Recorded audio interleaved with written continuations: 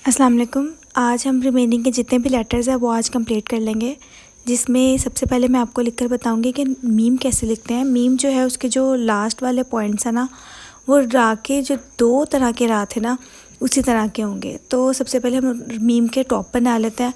Meme के जो top है वो पहले दोनों कात के ऊपर होता है, उसमें आपने 70 के एंगल पर रखकर ऐसे नीचे लेकर जाना है, ठीक है। और फिर यहाँ से ऐसे ऊपर लेकर जाना है, इस तरह से ऊपर लेकर जाएंगे और इस तरह से मीम रा बना देंगे। बिल्कुल वैसे ही रा जैसे आपने पहले बनाया था ना, ठीक है ना, बिल्कुल वैसे ही आपने रा बना देना है और यहाँ पे एड्स को आपस में मिला देना है, ठीक है। और आपको पता है यहाँ पर जो है वो यहाँ पे आपने जुल्फ बना देनी है इसकी। यहाँ पर आपको पता है कि दोनों कात होते हैं इसके मिड में, अगर हम लाइन ड्रॉ करें तो यहाँ पर दोनों कात होते हैं, ठीक है। और अगर मैं इसकी लेंथ की बात करूँ तो वो भी दोनों कात ही होती है। ये चीज़ आपको पहले पता है तो इतना ये मुश्किल नहीं, क्योंकि सिर्फ आपको यहाँ पे मीम का टॉप बनाने आ जाए तो आप बाकी का रा इजीली लिख लेंगे, क्योंकि आपने पहले भी किया हुआ है। तो इसी तरह आप दूसरा मीम जो कि दूसरे रा की तरह होता है, तो इसका टॉप भी बहुत इजी है। वो भी आप 70 एंगल पे रखकर जो है वो राउंड बनाएंगे। पहले तो है वो आप थोड़ा सा पीछे लेकर गए थे ना, तो यहाँ पे आपने सीधा राउंड बना देना है और यहाँ से इसकी जुल्फ नहीं बनानी, इसको ऐसे ऊपर की तरफ लेकर जाना बिल्कुल स्ट्रेट इस तरह से, और फिर इसको थोड़ा सा नीचे लेकर आना है, ठीक है। और रिमेनिंग का दूसरा सिंपल वाला रा बना देना है।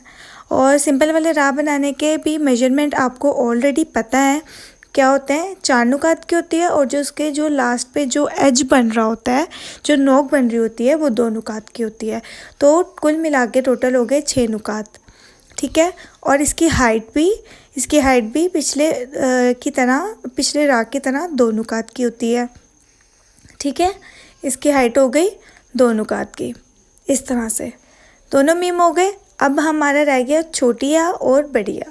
तो सबसे पहले छोटी ये लिखने के लिए आप क्या करेंगे कि इस तरह पे रखेंगे सीधी स्ट्रेट एंगल और इस तरह से फर्स्ट स्ट्रोक बना लेंगे, ठीक है।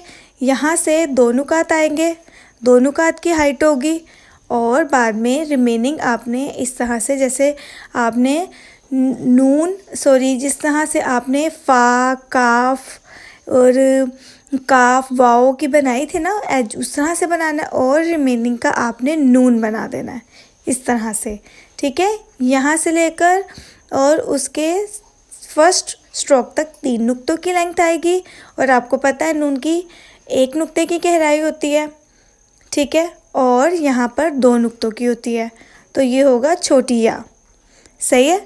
तो एक मरतबा फिर से मैं आपको लिखकर दिखा देती हूँ। ये बिल्कुल नून की तरह होता है रिमेनिंग का, ठीक है। फिर से एक मरतबा देख लेते हैं क्या स्ट्रोक होगा। वो पहला स्ट्रोक, ठीक है। बाद में वही फ़ा काफ और वाओ वाला स्ट्रोक।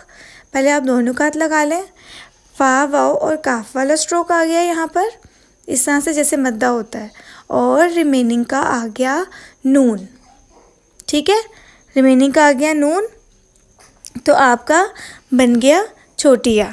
तो इसी तरह आप इसके नुकात लगा लें ताकि आपकी मेजरमेंट कंप्लीट हो जाए। और नून का 1 नुक्ता यहाँ पर और उसके 2 नुक्ते गहराई के हो गए, ठीक है। ये यहाँ पर 2 नुक्ते गहराई के लगा लेंगे। फिर हमारा जो आज का लास्ट हमारा लेटर है वो है बढ़िया, ठीक है, बढ़िए। तो उसके लिए आप यहाँ पे 90 के एंगल पर रख के ऐसे नीचे की तरफ, ये होता है 1.5 नुक्ते का। ये पहला स्ट्रोक आपका होगा 1.5 नुक्ते का और यहाँ से ऐसे जाएगा, ऐसे जैसे झुका हुआ होता है ना ये। तो इसमें आप नुक्ते लगा लें। कितने की होती है, 1 2 3 और 4 नुकात के ऐसे झुका हुआ उभार होता है, ठीक है। ये और यहाँ पर अगर हम लोग 2 नुक्ते लगाएं और यहाँ से स्ट्रोक लेकर जाएं, पहले सीधा आएगा, जैसे ही नुक्तों को क्रॉस करेगा तो ये तो ऊपर की तरफ बेंड हो जाएगा। ये हो गया बढ़िया, ठीक है। हमारे लेटर्स सारे कंप्लीट हो चुके हैं। मुझे पूरी उम्मीद है कि आप लोगों को समझ आ गया होगा। अगर कुछ भी प्रॉब्लम हो आप मुझसे कमेंट सेक्शन में पूछ सकते हैं।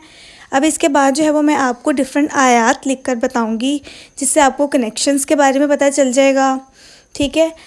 अपना बहुत सारा ख्याल रखिएगा। अल्लाह हाफ़िज़।